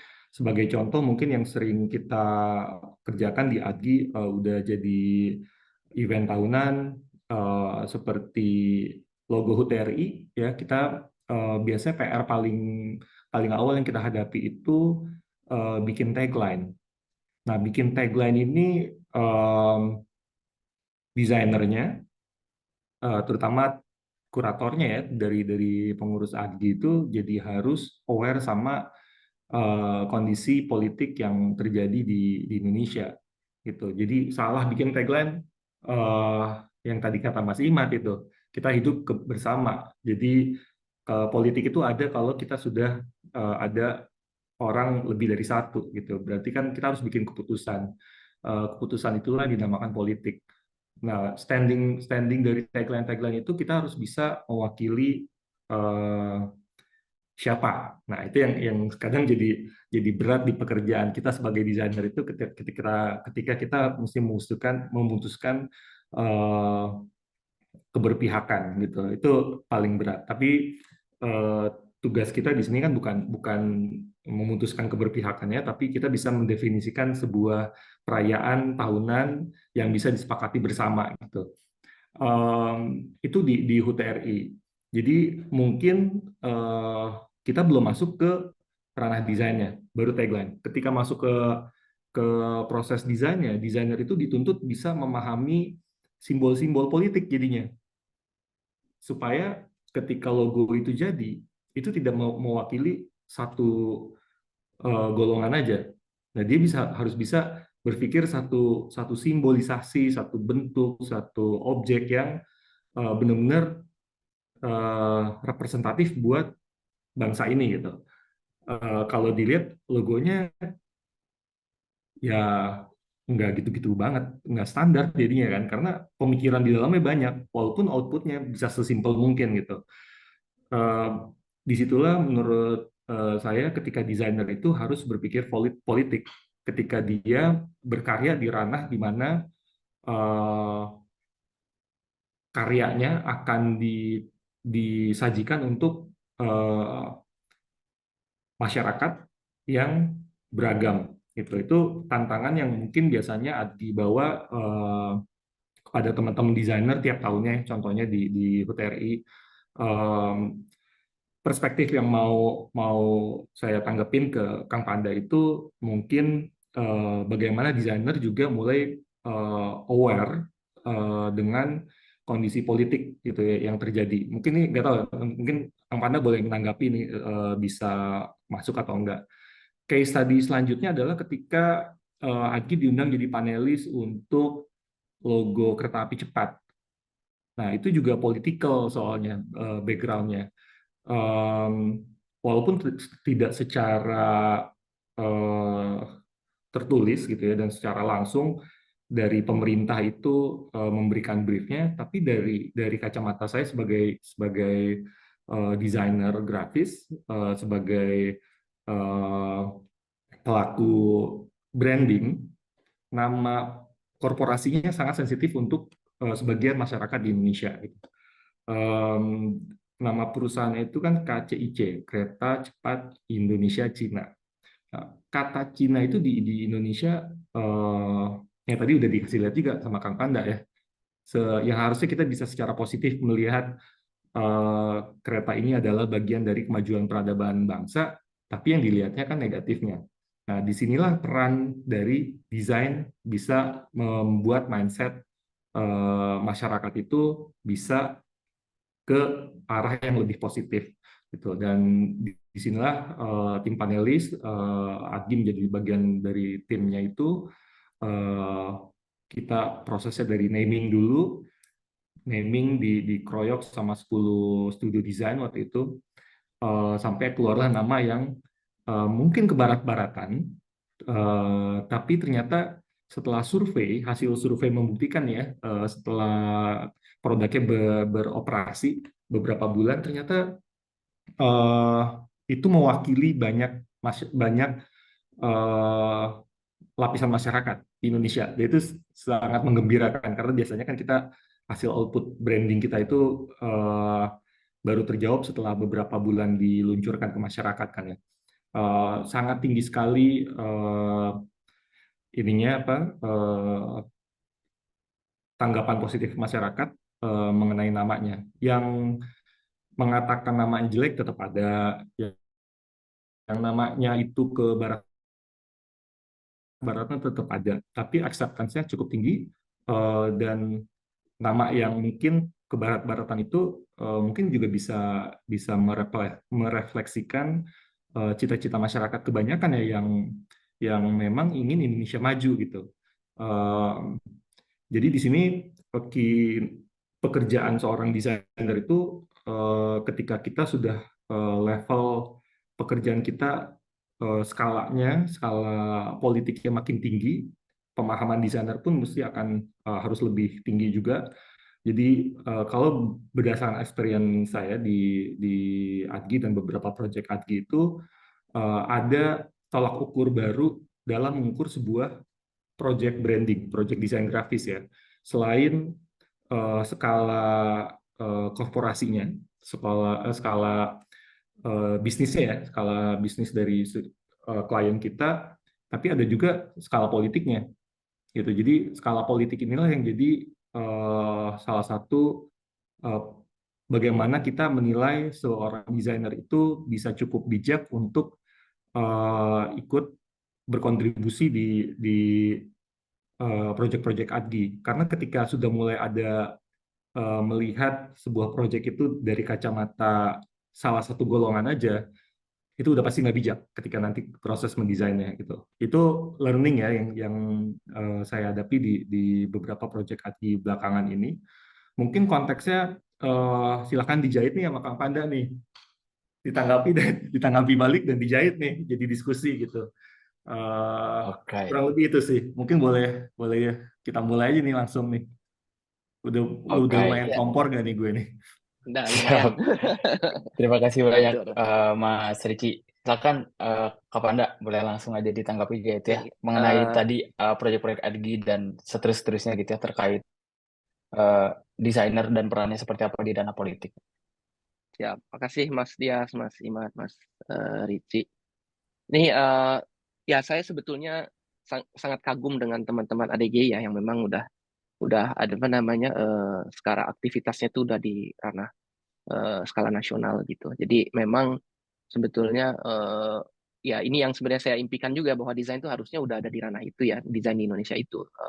Seperti ya cita-cita saya itu sebetulnya ya pengenlah ada skala desain konsil itu di Indonesia yang memang tugasnya bukanlah sebuah dewan yang hanya pas apa yang eksekutif mau, tetapi justru memberikan advice atau masukan-masukan kepada pemerintah untuk ke arah yang lebih baik gitu. Dan ini dibuktikan oleh teman-teman ADGI ya dalam beberapa tahun ini dan skalanya masif begitu.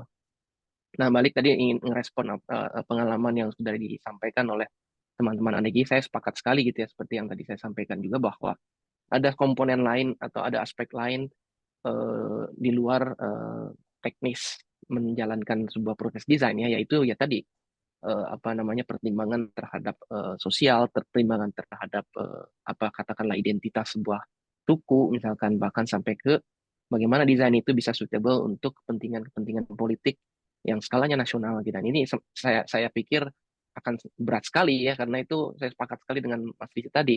Itu akan mempengaruhi kita akan memilih warna ya, memilih warna merah atau warna biru atau warna kuning. Kalau sekarang kan merah semua begitu ya.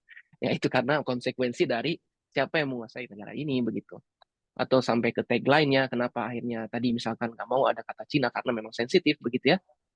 Akhirnya jadi Wush ini pilih. Nah itu adalah ranah-ranah yang memang menurut saya juga di ngomongin di apa namanya di ranah keilmuan desain pun masih baru ya sebetulnya, apalagi di Indonesia di kurikulum pendidikan masih belum bicara dengan lantang bahwa politik itu penting untuk dipahami oleh desain ya. Saya rasa ME dan lain semua yang berpendidikan desain di sini pasti dulu belajarnya kan kalau nggak komposisi warna, ngecat material apa atau apa masih ranah teknis gitu. Nah ini juga adalah PR berikutnya di dunia pendidikan untuk mengenalkan hal ini.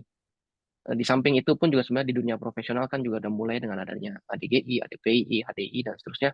Sepertinya sudah waktunya gitu ya untuk apa namanya mendorong anggota-anggotanya atau memperluas awareness kesadaran tentang desain ini political capacity dari seorang desainer ini. Dan bicara tentang politik, memang ranahnya tuh macam-macam ya. Ada memang politik yang praktis, yang skalanya besar, yang seperti kita lihat dilakukan di DPR, di eksekutif dan sebagainya. Tapi juga sebetulnya yang namanya politik pun ada di keseharian kita, begitu ya. Di sehari-hari kita pun juga sebetulnya ya kita mengekspresikan political capacity kita. Ya, bagaimana kita pitching klien, convincing klien untuk memilih ini dan itu sebetulnya itu adalah political capacity kita. Nah, jadi ini juga adalah PR berikutnya selain kita jago CAD atau apa namanya Adobe ya, kita juga harus cukup memiliki knowledge yang luas bagaimana kita bisa masuk ke ranah-ranah ini gitu. Nah, sebetulnya yang ingin saya angkat lebih jauh lagi gitu ya, kenapa sih gitu ya? Mungkin ini juga teman-teman penasaran kenapa kok kita sekarang ya nggak cuma di Indonesia tetapi dimanapun ya, baik itu di Jepang, di UK dan seterusnya pun juga sekarang ada fenomena di mana desainer itu menjadi salah satu garda kunci untuk pembangunan bangsanya begitu ya. Kalau dulu kita tahu ya, engineer, scientist itu adalah apa namanya teknokrat atau ahli-ahli expert yang memang selalu menjadi pendamping pemerintah dalam membawa peradaban. Nah, ini sebetulnya sempat dibahas juga oleh Bruno Latour ya, bahwa desainer itu berbeda dengan engineer ya. Kita sama-sama berinovasi, kita sama-sama creating something gitu, tapi berbeda dengan engineer. Engineer melakukan sebuah inovasi itu di lab yang isolated ya, jauh dari orang-orang. Ya bayangin aja kalau misalkan mungkin Emeh gitu ya mau masuk ke lab kimia nggak mungkin bisa, atau masuk kita ke tiba-tiba ke lab uji beton itu nggak mungkin bisa orang sembarangan masuk. Tapi lain halnya dengan kita ya, karena kita apa? Desain itu jauh dari kata konstruksi, ya, constructing dan building sebetulnya. Kita nggak melulu harus mulai dari nol. Kita tuh desain itu lebih ke mengupgrade atau redesigning something yang udah ada menjadi hal yang lebih baik lagi. Nah, itulah sebetulnya membuat kedekatan kita dengan masyarakat begitu dibanding mungkin dengan teman-teman di bidang engineer maupun di science ya. Kita itu bisa masuk kemana-mana karena kita mungkin lebih praktikal, lebih dekat dengan manusia, begitu ya. Dan desain ini kalau kata Latour itu memiliki kandungan nilai yang sangat humble ya, atau dia sebut humility ya, atau kerendahan hati. Karena apa? Kita enggak seperti dewa yang akan datang nih, kita akan membawa jembatan yang baru untuk membela kalian. Enggak begitu ya. Kita justru datang dengan tangan kosong, mau apa teman-teman gitu ya, ada kebutuhan apa, yuk kita bareng-bareng. Nah, artinya kan ada perbedaan di situ ya, yang mana sebetulnya keunggulan di bidang desain adalah di situ begitu. Nah, tapi konsekuensinya adalah ya mau nggak mau kita harus berpolitik ya. Misalkan kalau kita ke Bali, kita harus ikut dengan adat istiadatnya Bali seperti apa. Kalau misalkan ke Lembang ya, di Jawa Barat, kebiasaannya apa. Nah, mau nggak mau kita juga harus punya fleksibilitas seperti itu ya. Jadi mungkin dengan apa ya, ya menurut saya sih kalau misalkan ngambil desain studi kasusnya Indonesia sangat menarik ya karena sangat heterogen. Beda misalkan dengan di Jepang lah ya, ini tempat saya dengan ME sekarang cenderung homogen ya, mau ke Hokkaido sampai ke Okinawa standar semuanya ya, karena memang negara ini dibangun dengan prinsip-prinsip modernisme, nilai-nilai yang heterogen cenderung di homogenisasi ya, disamakan begitu. Nah, kalau kita masih memerayakan perbedaan itu, tapi konsekuensinya ya kita harus ya itu tadi mencari titik tengah itu sulit sekali, dan ini yang sempat di share tadi oleh Mas Ricci dan teman-teman di RGI gitu ya. Menentukan satu kata itu sulit ya, bagaimana kita tidak berpihak terlalu jauh kepada satu kelompok, atau gimana caranya di tengah-tengah tetapi juga kita sedikit masih bisa merangkul kelompok yang minoritas. Nah, ini sebetulnya kalau misalkan di keilmuan desain memang masih banyak metode-metode yang dihasilkan ya, mulai dari participatory design, co-designing, bahkan sekarang bicara negara-negara non barat bicara tentang decolonizing design ya, mengelaborasi budaya dalam proses desain dan seterusnya. Jadi memang masih baru. Jadi ini atau saya sih lebih bukan ya bagaimana, tetapi justru mungkin teman-teman bisa menemukan caranya gitu ya, dengan tadi teman-teman ADG udah menemukan dimulai mencari caranya. Nah, nanti kan ada teman-teman mungkin ada yang dari interior atau arsitek atau produk mulai mencari cara-caranya sendiri, prinsip-prinsip atau cara mendesainnya sendiri, sehingga kita punya warna begitu. Nah, ini juga sebetulnya bagian dari political kita ya, bahwa desain Indonesia itu juga punya warna sendiri ya.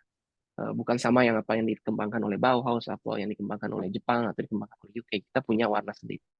Nah, punyanya gimana ya belum ya. Nah, ini mungkin dimulai dengan bukunya Besot ya. Nah ini Besot udah open camp. Nah Terra Incognita ini mungkin awalan dari mewarnai desain Indonesia itu apa gitu. Itu kali responnya. Oke. Tanggepin lagi boleh nggak sih? Boleh, boleh. Ini, Boleh, ini, Mas. for- ini, Boleh, Mas. ini, ini formatnya Boleh gimana? dong. Gimana, Meh? Formatnya, Meh? Jadi, jadi Ini pertama tegang, kan ini tadi tegang ya. Ngalor ngidul atau kita tembak aja di sini? Ini ngalor ngidul boleh, aja boleh, boleh. sebenarnya. Oh, ngalor ngidul. Oke, Nah, kalau ngalor ngidul, gue mau ngerespon Panda, boleh, ngerespon boleh, Panda Mas. dan ngerespon Richie. Boleh nggak sih? Boleh. Boleh dong. Soalnya kalau misalnya kita ngelihat desain itu dalam konteks bukannya praktek gitu ndak ya. Maksudnya di luar dari situ. Desain itu kan sebenarnya diplomat, tapi kita ngomongnya soft power diplomacy gitu kan. Itu hal-hal yang mungkin soft power-nya di konteks kultural diplomasi juga, bukan hanya desain tapi adalah mewakili budaya gitu kan. Jadi sebenarnya budaya seperti apa yang mau kita angkat, mau kita kenalkan, mau orang juga mungkin menjadi punya budaya seperti kita gitu kan, budaya yang sebenarnya kita pahami baik gitu dalam konteks desain. Tapi kalau kita ngelihat keadaan di tahun ini atau bulan-bulan ini sampai beberapa bulan ke depan, itu mungkin kita nggak dihadapin sama situasi yang ideal buat kita, terutama buat desainer grafis gitu ya misalnya. Gue nggak merasa kita itu punya power yang besar. Kita belum bisa punya say yang tinggi dan apresiasi terhadap desain itu juga ternyata masih segitu-gitu aja kalau kita ngebandingin sama ketika zaman kita SD di tahun 90-an awal gitu. Kenapa? Bercermin di kegiatan agak sensitif, tapi bercermin dalam ngeliatin sekarang lebih banyak poster dari poster calon gitu daripada pohonnya gitu kan. Satu pohon ada 12 poster gitu misalnya. Itu satu pohon, tapi kan pohonnya banyak ya. Jadi kira-kira kalau satu renteng pohon gitu, ibaratnya petek satu renteng gitu, ini pohon serenteng, posternya mungkin banyak banget gitu kan. Nah, eh, sebenarnya ini mungkin harus kita pikirin dan mungkin solusinya nggak sekarang dan nggak mungkin dalam waktu dekat.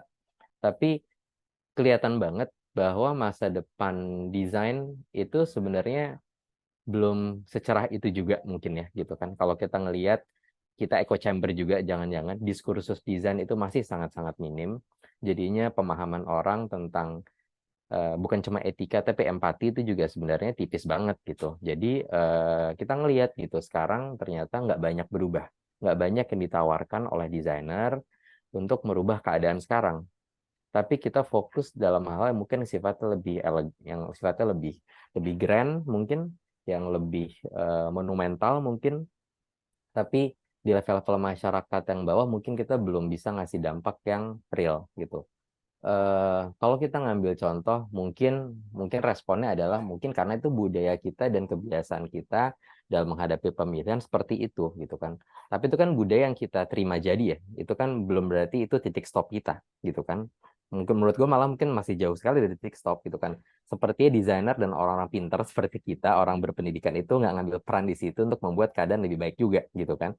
Jadi kita sebisa mungkin menerima hal itu. Dan nggak ada sepertinya belum banyak gitu kan yang bisa mendorong bahwa hal ini sebenarnya tidak ideal gitu. Walaupun kas nggak bisa ngeprint spanduk sebanyak itu, mungkin akhirnya banyak UMKM yang kepotong juga pendapatannya karena cetakan jadi sedikit. Kalau ngambil kasus kayak di Jepang, misal pakai mobil gitu enggak ya, pakai mobil terus di atasnya ada apa? Ada neon box gitu kan ya, meh bener ya. Lo kan orang-orang Shinjuku nih gimana tuh? Kayaknya gitu kan keliling-keliling pakai halo-halo gitu kan, nomor sekian gitu-gitu. Itu kan minim banget ya sebenarnya. Mereka tetap bisa melakukan kampanye mereka dengan cara-cara yang kita pahami lebih baik gitu. Banyak hal yang lebih baiknya banyak lah gitu. Dalam konteks dampak lingkungan, lalu polusi mata, polusi suara dan segala macam. Kegelisahan gue mungkin pada sekian tahun lalu gue belum segelisah sekarang, tapi sekarang sepertinya dengan gue melihat kita banyak yang kita perjuangkan, tapi kok ternyata di hari ini keadaan yang itu masih sama gitu. Jadi ternyata belum banyak bisa ngasih sumbangsi juga kita gitu. Jadi pemahaman akan hal itu, akan dampak yang dihasilkan dari kegiatan ini itu sepertinya belum berubah gitu. Mungkin ada yang mau ngasih Ya, Begitulah kira-kira. ya. Ini langsung nanggepin boleh? Boleh dong. Sikat Iya, mas. Mas. Ya, jadi tadi nanggepin Kang Panda sama Dias barusan nih. Kalau boleh ngutip, gue tuh suka keinget quotes-nya Hendra Hadi Prana ya, Om Heng gitu, arsitek almarhum arsitek interior salah satu yang eh, mungkin unik karena Indonesia banget ya hasil karyanya gitu. Beliau tuh kalau nanya ke anak-anak Hadi Prana tuh quotes-nya itu adalah to find not to seek gitu. To find not to seek. Jadi temukan bukan mencari gitu. Jadi mungkin grande-grande yang tadi dia bilang tuh mungkin seek-nya ya, nyari gitu, nggak agak-agak ngada-ngada gitu, ngawang-ngawang. Tapi sebenarnya yang di depannya itu yang paling penting kan, to find. Kita tuh harus menemukan gitu. Jadi dia udah ada di sana, masalahnya udah ada di sana, ditemukan, diselesaikan di situ gitu. Diselesaikan masalahnya itu langsung. Jadi deket gitu sama masyarakatnya. Mungkin kita kadang-kadang suka luput kali ya, maksudnya dengan yang ya sesederhana poster-poster yang serenceng dua renceng tadi tuh gitu. Jadi ada baiknya mungkin kita lebih banyak find-nya sekarang daripada seek-nya gitu untuk memulai sesuatu yang mungkin bukan grassroots ya, cuma dimulai lebih dekat lah. Bagaimana tadi Kang Panda juga cerita, emang bener eh, gue juga pengennya desain itu datang untuk mengayomi ya, kayak ngajak bareng-bareng yuk kita sama-sama bikin apa, kita sama-sama ngegali apa sih yang mau diberesin bareng-bareng gitu. Itu sih dari gue. Mungkin Richie ada tanggapan nggak, Ci? Iya nih dia pakai ngangkat-ngangkat ini lagi. eh echo chamber. Echo chamber is real sih. Echo chamber itu real banget di dunia desain, terutama di Indonesia ya. Soalnya yang Agi udah lakukan selama ini dari Backcraft itu berdiri ya Yas ya. Lo dari zaman Backcraft pertama kali berdiri kan, em, berarti udah 15 tahun. 10 tahun. 11 tahun. Ya, 10-12 tahun lah. Em, Pertanyaan tetap kita kena ketemu standar-standar yang masih umum dipakai eh, di masyarakat, terutama di pembuat keputusan gitu. Misalnya seperti sukses levelnya logo HUT-RI gitu. Sukses levelnya di mana sih si logo ini sampai bisa dari 71 sampai 78. Ini kita mau yang 79. Itu selalu jadi pertanyaan. Em, Kalau misalnya di KPI pada umumnya itu pasti nilai ekonomi yang diminta. Nah, apakah desain sudah memberikan impact nilai ekonomi segitunya dan bagaimana cara mengukurnya? Nah, itu selalu yang kita teriakin, desain itu solusi. Desain itu adalah eh, bagaimana kita bisa membangun budaya, membangun peradaban. Itu mental lagi kita. Literally itu echoing aja di kita gitu. Bagaimana kita bisa nembus itu gitu. Nembus peran desain itu juga bisa diukur secara nilai ekonomi gitu. Kita bertemu beberapa researcher, Adi coba nyari jalan keluar juga ya untuk bisa menjawab ini. Kita ketemu beberapa researcher juga buat bantu kita ya bisa menjawab ini. Ternyata ya secara dari kacamata metodologi research pun itu tidak bisa dijawab secara langsung gitu. Ini PR yang gede banget nih buat buat kita sebetulnya para pelaku desain supaya enggak echo chamber itu. Karena Panda juga tadi bilang kan desain itu kan demokratis banget ya. Beda sama ahli kimia, ahli beton gitu ya. Lo mau mau diskusin beton, lo bukan siapa-siapa nimbrung gitu, nggak mungkin bisa. Tapi kalau desain itu demokratis banget. Kita lagi ngomongin logo HUT-RI, eh, tiba-tiba siapa dipanggil suruh datang gitu, suruh komen tuh bisa tuh. Nah, kita mau berdiri di mana standingnya nih untuk Agi mewakili graphic design lah ya sebagai para expertise graphic design ini. Kalian mau inklusif, mau semua orang boleh komen, atau mau yang kayak para saintis itu, kalau misalnya udah ngomongin beton, ya sorry itu semen, lu nggak bukan ahli beton, lu mau komentar apa gitu. Akhirnya ketika lu nggak bisa komentar beton, lu akhirnya komentarin presidennya lagi ujung-ujungnya, gitu kan. Pembangunan jalan tol sebanyak itu kok bisa dalam waktu yang secepat itu kan harusnya harus kita kita angkat kan prestasinya tuh dari sisi em, keilmuan beton gitu. Tapi di sini wah gila, gue nggak bisa komen apa, gue katain presidennya lagi lah gitu. Bisa nggak sih keilmuan kita bisa sampai situ gitu? Kita kita bikin sesuatu, kita keluarin di masyarakat, masyarakat nggak bisa komen apa apa lagi karena ekspertisnya udah di levelnya eh, pemangku keilmuan yang seharusnya, sampai akhirnya ya nyalahin yang lain aja deh gitu. Nah itu jadi pertanyaan tuh, mungkin nggak sih nih, gue lempar aja nih ke Besot, kayak ke Dias, Imas, sama Nanda, Panda, atau yang lain boleh nggak sih, Meh? Penasaran Ini juga mau sih kalau respon ada ini ada menarik perspektif poinnya nih. lain. Yes. Ya, thank you nih udah ngangkat Dias, Imad, dan Ritzy. Jadi, ya apa namanya, memang permasalahan-permasalahan ini kan pelik ya, dengan misalkan tadi diangkat sama Dias perihal poster di mana-mana gitu ya, jadi sampah. Terus tadi misalkan sampai bicara tentang expertise. Jadi, saya sih sebetulnya berpikir jadi gini, kayak kemarin sempat ada bahasan tentang siapa yang dibawa oleh Kinan ya, untuk jadi desainer tuh apakah perlu ke pendidikan atau enggak. Karena ya itu tadi yang kata Ritzy, semua orang bisa komen kalau ngomongin desain. Nah, di satu sisi memang gedek ya kita sebagai lulusan desain. Tapi saya berpikir positifnya begini. Artinya gitu ya, semakin banyak yang bisa berkomentar tentang desain, minimal bisa ngomongin tentang komposisi, enakan nggak enakan gitu ya, ini enak nggak. Itu artinya bahasa desain itu sudah banyak bisa dipahami oleh orang lain dibanding misalkan bahasa beton atau bahasa kimia ya. Bapak saya orang astronomi, kalau dia udah ngomongin tentang astronomi, nggak ada yang ngerti saya. Saya nggak ada ngerti satupun begitu. Tetapi kalau misalkan saya ngomongin desain ke bapak saya, dia bisa ngerti.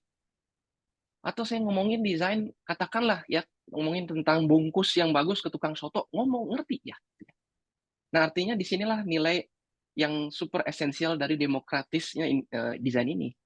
Nah, artinya apa? Dengan kondisi yang cukup demokratis ini, sebetulnya ini akan menjadi peluang bagi kita untuk membuat desain itu sangat-sangatlah familiar dalam kehidupan sehari-hari masyarakat Indonesia ini.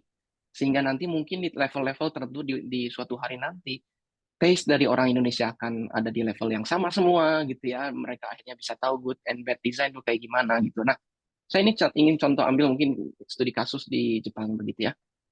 Kenapa orang biasa yang nggak sekolah di desain aja di Jepang itu udah ngerti komposisi ini enakan ini nggak enakan, itu karena memang secara subtle, secara halus, pendidikan desain itu udah ada dari ranah pendidikan dari yang paling muda ya, pendidikan dini dari TK. Nggak usah jauh-jauh misalkan pagi lah ya di NHK jam setengah 8 begitu. Itu di mana anak-anak saya persiapan makan pagi sambil nonton. Itu acara yang dimunculkan itu kalau ada yang pernah dengar Desain A, ada yang tahu nggak ya? Desain A, program namanya Desain A. Itu program yang menurut saya bagus sekali ya. Di mana di situ kayaknya Hara ngomong, Naoto Fukasawa ngomongin tentang apa sih desain dengan bahasa anak kecil. Lalu juga nge-breakdown desain yang bagus itu apa gitu ya. Bagaimana proses pembuatan gedung misalkan yang dibuat oleh So Fujimoto gitu ya. Atau bagaimana sederhana pembuatan packaging onigiri itu dibahas di dalam program desain A itu. Dan itu nggak cuma dibikin di TV, tetapi juga akhirnya dia bikin pamerannya, ikut ke pendidikan-pendidikan di SD, di SMP, dan SMA. Begitupun juga di apa namanya di SD ya, ini anak saya lagi SD juga. Dia belajar tentang desain ya, ngomongin tentang origami, ngomongin tentang pameran, pamerannya nggak sebagus kita pikiran, tapi ya udah belajar tentang berpameran tuh apa. Dan nah, artinya apa ya, kita sebagai expert ya mau nggak mau kalau misalkan mau memperbaiki peradaban ya kita harus masuk ke ranah pendidikan dulu yang awal gitu ya. Mau nggak nih kita sebagai desainer masuk ke TK-TK yang di sekeliling kita gitu, mau nggak pendidikan desain itu yang mungkin selama ini di pendidikan SD atau SMP apa mata pelajaran seni itu kan sangat marginal ya, sangat minor gitu, dianggap ada juga nggak apa-apa, ikut juga nggak ikut juga nggak apa-apa gitu ya. Padahal sebetulnya itu peluang bagaimana manusia sebagai manusia itu mengerti tentang nilai-nilai estetika, misalkan nilai-nilai prinsip komposisi dan sebagainya, itu kita bisa secara subtle masuk situ. Nah, mau nggak kita masuk situ gitu ya? Ini juga challenge ya, kita bagi saya di bidang pendidikan juga karena menurut data ini saya kasih lihat jumlah pendidikan ya, tingkat pendidikan masyarakat Indonesia ya 120 juta orang itu belum ke SD atau hanya tamat SD. 120 juta orang dan 270 juta ya. Yang pendidikan S1 itu cuma 11 juta orang. Yang S3 nih, kayak saya misalkan S3 itu cuma 60 ribu orang dari 270 juta orang. Jadi bayangkan saja gitu ya, komposisi pendidikannya sangat timpang. Nah, bagaimana dengan ketimpangan pendidikan ini gitu ya, cara berpikir desain atau kesadaran desain itu bisa masuk secara subtle. Sehingga tidak ada lagi gitu ya sembarangan maku poster di pohon gitu kan, merusak estetika dari sebuah pohon yang sudah indah gitu ya, atau apalah gitu ya. Jadi menurut saya pergerakan pertama mungkin kita masuk ke pendidikan situ gitu ya. Lalu yang kedua ya kalau ngomongin regulasi ya kita juga harus sadar tentang proses pembuatan regulasi ya. Jadi kita kadang juga, ini saya juga pengalaman kalau misalkan membuat sebuah gagasan, memberikan advice tertentu tentang desain, itu berpikir bahwa pemangku kepentingan utama misalkan wali kota, presiden adalah yang utama. Padahal sebetulnya kalau udah ngomongin regulasi kita harus masuk ke DPR, kita harus masuk ke partai dan seterusnya. Ini mau nggak mau ke situ gitu ya. Jadi mungkin nggak tahu nih kita bersama-sama bikin partai desain Indonesia aja apa gitu ya ke depannya gitu ya untuk Jangan disingkat, Kang. Jangan disingkat, Kang. Oh iya, bahaya. Benar juga. Partai Perancang Indonesia jadi PPI. Aman. Nah, itu ngalor ngidulnya saya, tapi itu ya kalau saya mungkin ambil dari angle pendidikan ya, nggak cuma di pendidikan tinggi tapi di pendidikan keseharian, pendidikan dasar, pendidikan dini, sampai pendidikan tinggi, kesadaran tentang desain itu harus disuntikkan gitu secara, jadi sehingga orang itu punya kesadaran itu gitu. Itu kali respon tadi. Oke, nuhun Kak Panda. Mungkin ini Pak Besot dari tadi udah pengen open mic nih. Emang Besot boleh ngomong di sini? Besot boleh ngomong. Besot Sebagai open Bapak mic. Hajat. Mau open mic, Besot. Aduh ya, hampura tadi teh terkena badai di Bandung sedang badai. Eh ya menarik pesannya diskusinya tadi emang apa ya? Justru aku di sini posisinya banyak yang belajar ya karena sekarang juga jadi apa lagi jadi mahasiswa gitu ya sama Pak Panda. Eh cuman yang jadi menarik mungkin ini ya Pak. Eh ya mungkin luaran yang mungkin aku incar dari si rangkaian agenda ini tuh sebenarnya mengenai tentang alternatif-alternatif yang kita punya gitu ke depannya. Eh, kita bisa memperbanyak kemungkinan bahwa caranya tuh bukan A doang loh, tapi ada B, ada C gitu. Aku juga kemarin sempat diintroduksi sama Ajoy, mungkin sini hadir juga ya tentang spekulatif design gitu, dan tentang transition design yang apa dipaparkan Cari Irwin. Karena menurutku bukan cuman apa ya yang kumpul di sini doang gitu ya, yang bertanggung jawab atas profesi ini. Cuman praktisi-praktisi yang ada di dalam studio-studio pun eh, perlu juga apa mengetahui perihal tentang besarnya potensi desain gitu ya. Jadi aku pikir dengan kita aware permasalahan ya stance ya gitu, di sini tadi ngomongin banyak mau arahnya ke yang mana, ke kanan atau ke kiri gitu, apa mau normatif aja gitu, mau konformis gitu. Nah sebenarnya itu yang apa ya sudah kita latih bertahun-tahun gitu ya. Ya kalau aku dikasih tahu Pak Panda dulu, desain kan selalu tentang decision making gitu, dari kita milih font, milih warna gitu sampai pada akhirnya kita milih juga posisi kita akan ngebantuin siapa untuk bikin apa gitu. Jadi aku pikir ya ini tentang memperbanyak itu gitu ya solusi. Apakah mungkin tadi solusinya eh, partai PDS Perjuangan mungkin atau bikin apa suatu kalau kemarin aku dapat insight ini sih di diskusi apa ya mungkin sejauh mana nantinya gitu ya si visi besarnya, mungkin kemarin juga dipaparkan sama Budita tentang realitasnya pekerja kreatif desainer grafik itu di Indonesia, mulai dari apa gapnya yang besar gitu ya antara pengajar dan peserta didik gitu ya, rata-rata bedanya 20 tahun gitu, sehingga relevansi tentang apa si problem solving yang dibuat tuh bisa jadi nggak relevan gitu ya.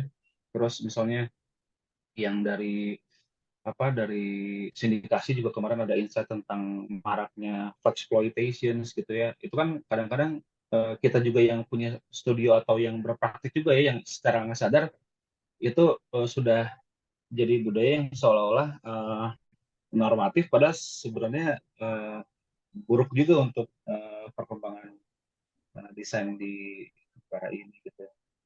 Jadi ya mungkin itu ya aku. Mungkin di sini ada yang lain juga mau melontarkan pendapat gitu atau Ya, Lagi. coba ini.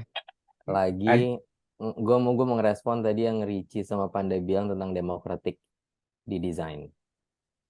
Karena gue mungkin di sisi yang di persimpangan juga sih ya, maksudnya apalagi dalam konteks Indonesia gitu, maksudnya Indonesia gitu, ke Jakarta atau Bandung gitu, kota-kota besar gitu ya.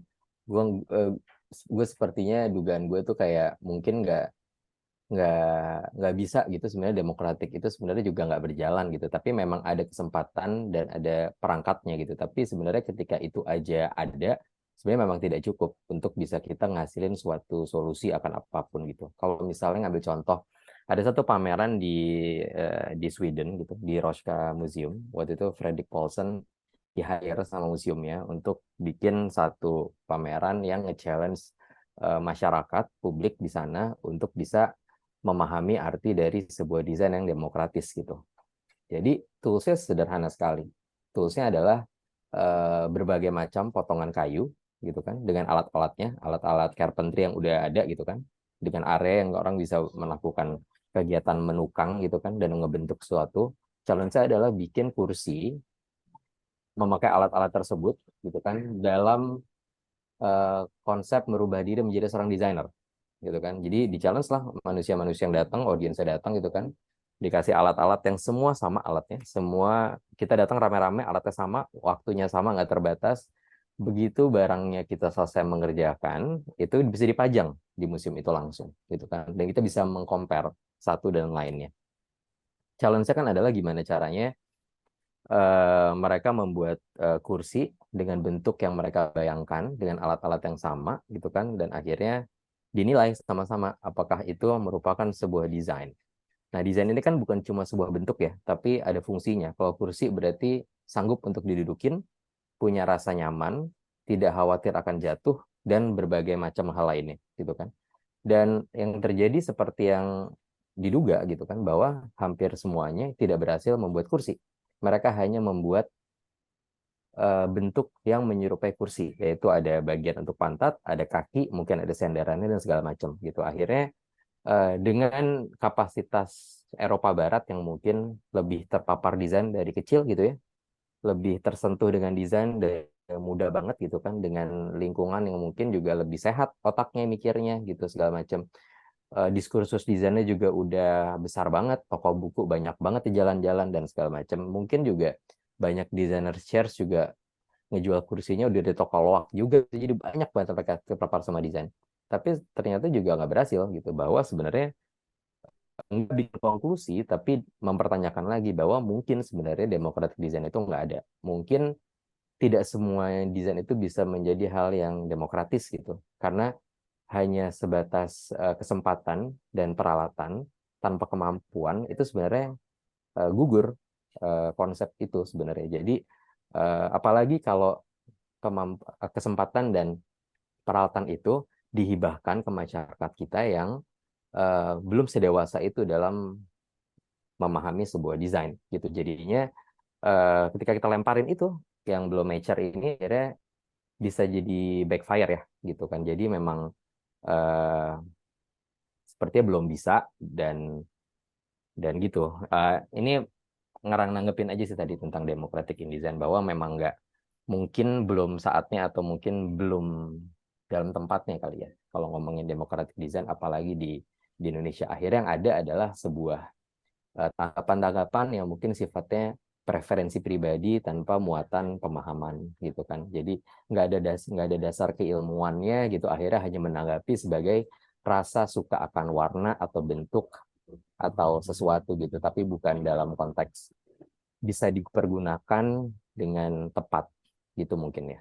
Gitu. Dan itu terjadi di hampir semua hal yang kita alamin, mau itu sayembara, mau itu dalam konteks pekerjaan untuk klien gitu kan, kliennya sepertinya sangat memahami desain lebih dari kita gitu. Jadi itu juga sebenarnya kan kita harus mensiasati juga gitu, gimana cara kita berpolitik dengan kemampuan dan dasar keilmuan kita gitu kan, bahwa memang harus ada batasan-batasannya, sehingga democratic in design mungkin sangat-sangat prematur gitu akhirnya.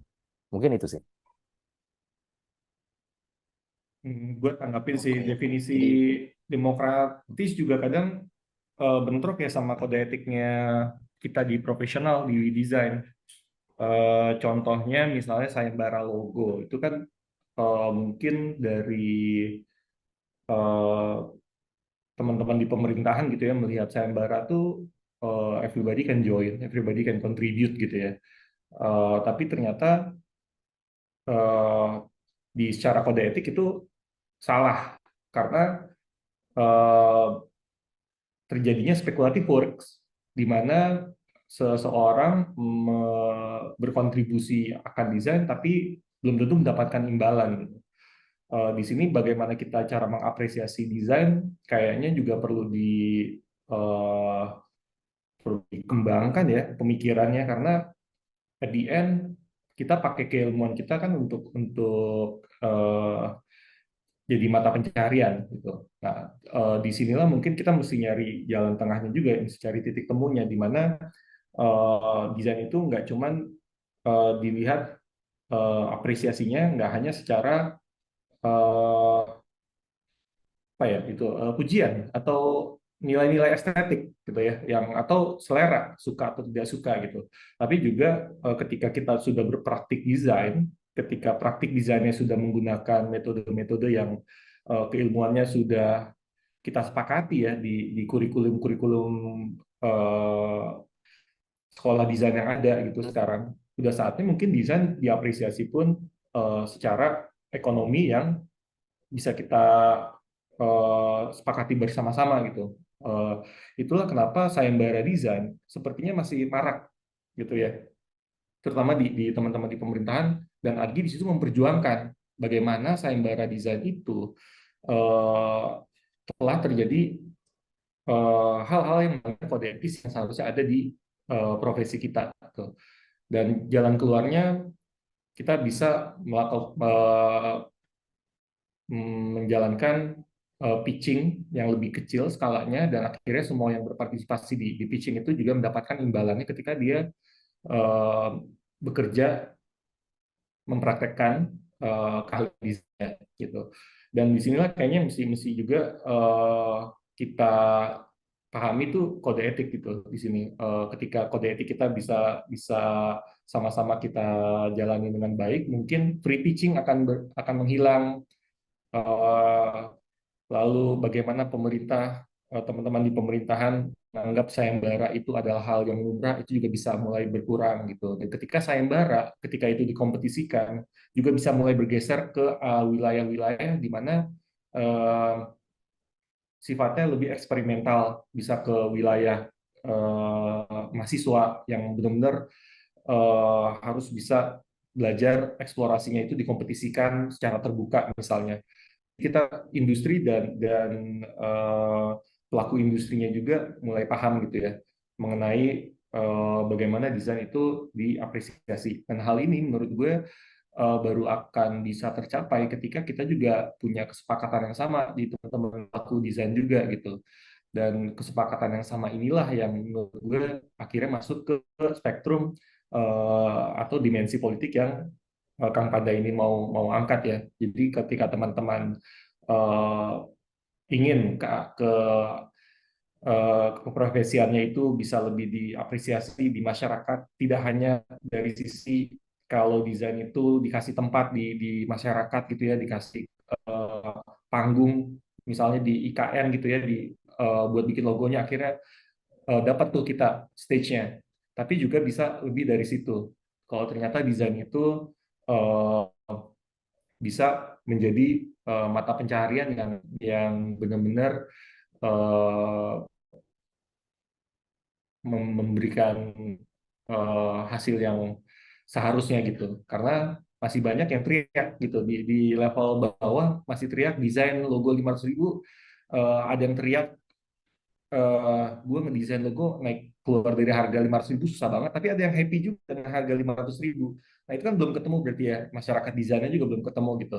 Seharusnya desain logo itu eh, berapa sih gitu. Nah ini kan gue balik lagi mungkin ke politik, itu kan mengenai kita bersama-sama bikin keputusan ya, bikin kesepakatan yang akhirnya itu menentukan masa depan kita bersama gitu. Di sinilah mungkin eh, di ruangan ini nih kita juga bisa akhirnya ngomongin masa depannya profesi kita sih sebagai desainer nih, mau desainer produk, desainer grafis dan lain-lain itu eh, menyatukan suara lah gitu ya.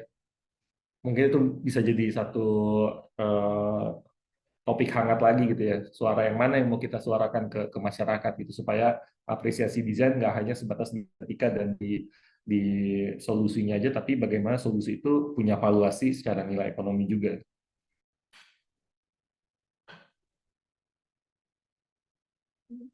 Oke, thank you Mas Ricci. Ini sangat menarik, tapi sayang sekali waktunya karena terbatas. Semoga ini menjadi salah satu bagian dari diskusi yang akan terus berlanjut gitu ya. Banyak sekali kacamata dan juga poin-poin yang sangat bisa banget untuk diperdalam gitu ya mengenai desain dan kaitannya dengan politik.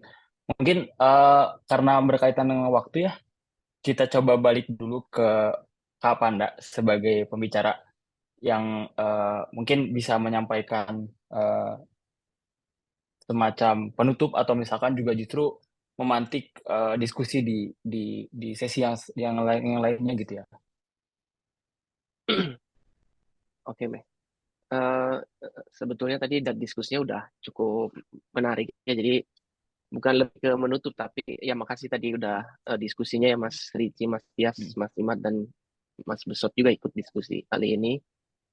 Tapi di sini kan ada banyak poin sekali ya, banyak poin yang harus kita selalu pertimbangkan ya dibanding tadi prinsip desain yang lama pasti hanya berpikir tentang dua aspek itu ya, solusi dan kita lihat apa sih di sisi fungsionalitasnya dan estetikanya. Tapi ternyata kan kita dari diskusi malam ini kita banyak sekali menyentuh isu ekonomi, isu pendidikan, identitas, budaya dan seterusnya ya, ngomongin tentang keterwakilan dan lain-lain. Jadi mungkin nggak akan ada yang pasti konkret action untuk pembicaraan malam ini, tetapi kan udah banyak ide-ide yang muncul tadi. Apakah nanti kita masuk ke ranah pendidikan mengenalkan tentang desain, atau kita juga bekerjasama dengan expert-expert lainnya memvaluasi ini, karena memang bahasa yang umum sekarang untuk masuk ke ranah politik ya bahasa ekonomi ya, mau nggak mau. Jadi berarti kan kita harus mungkin ketemu teman-teman di bidang ahli ekonomi, ahli bisnis untuk barulah dari situ kita bicara tentang peradaban manusia, ngomongin tentang budaya, ngomongin tentang sosial. Jadi memang yang namanya politik kan selalu berenang aja ya, berenang di antara ombak-ombak yang kencang ini ya. Mau nggak mau kita harus surfing gitu ya. Surfingnya gimana ya, kita bareng-bareng. Jadi menurut saya sih langkah konkret yang awal yang mungkin bisa kita lakukan ya, kita udah kerja lintas disiplin. Kita nggak usah bicara lagi saya desainer produk, saya desain grafis atau saya interior. Ya udah, kita sepakati kalau udah di ranah politis yang besar ini, mimpi besar ini ya, kita bicara desain untuk peradaban yang lebih luas. Berarti pendekatan transdisiplin ini yang harus kita pegang di awal ya, baru nanti action-action konkret akan muncul ya, antara itu nanti berupa manifesto atau nanti kita keluarkan undang-undang, ya undang-undang desain misalkan ya. Dan sekarang kita belum punya undang-undang desain. Teman-teman arsitektur udah punya undang arsitektur, kita belum punya begitu. Atau nanti kita lobby-lobby masuk ke DPR dan seterusnya, atau nanti kita ada yang masuk ke ranah grassroots. Jadi saya berharap sih dari 47 orang tadi sampai 55 orang ya. Semoga aja ada muncul inisiatif-inisiatif konkret dan yang pasti diskusi ini harus tetap panas ya. Maksudnya jangan cuma berhenti di hari ini, terus dibicarakan dan dituliskan. Semoga ada yang menuliskan jadi kitab begitu. Ya, kira kitab yang nge-proof perjalanan-perjalanan kita ini. Jadi sehingga film desain itu ya memang dianggap sudah solid dan kuat gitu ya untuk bicara yang lebih luas. Itu aja paling ya dari saya Pak Emeh. Siap. Oke, terima kasih banyak Atur Kak nuhun Panda. Pak Panda. Siap. Sami. Thank you, Oke, Kang Panda. jadi balik lagi tadi ya seperti seperti yang di Kapanda sampaikan gitu, bahwa diskusi ini bukan untuk ditutup gitu ya, tapi mungkin secara sesi ya ditutup untuk hari ini, tapi semoga ini bisa menjadi pemantik gitu ke depannya. Dan mungkin di sini sebagian besar pelaku desain gitu ya, mulai itu dari desainer, kemudian juga mahasiswa praktisi dan juga berada di ranah akademisi gitu ya, supaya bisa menyerap bagaimana key takeaways yang bisa dibawa gitu ya.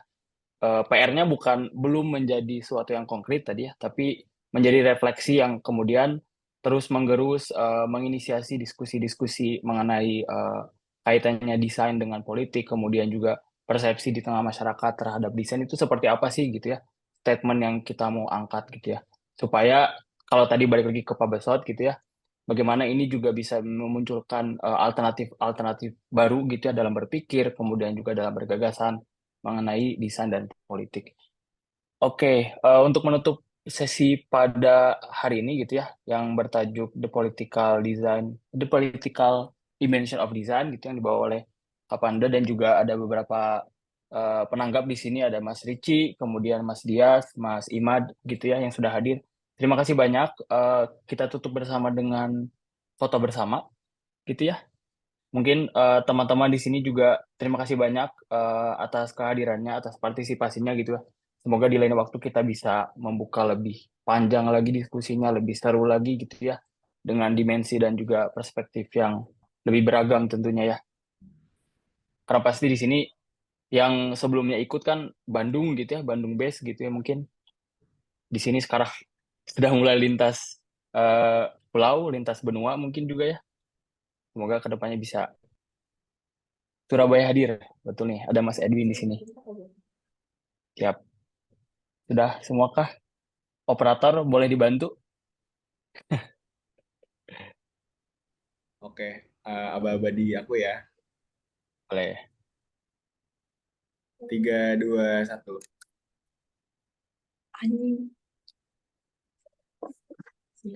Oke, sip. Satu kali lagi mungkin ya. 3, 2, 1. Oke, terima kasih. Oke, mantap nih. Keren. Terima kasih. Sampai. Terima kasih banyak semuanya.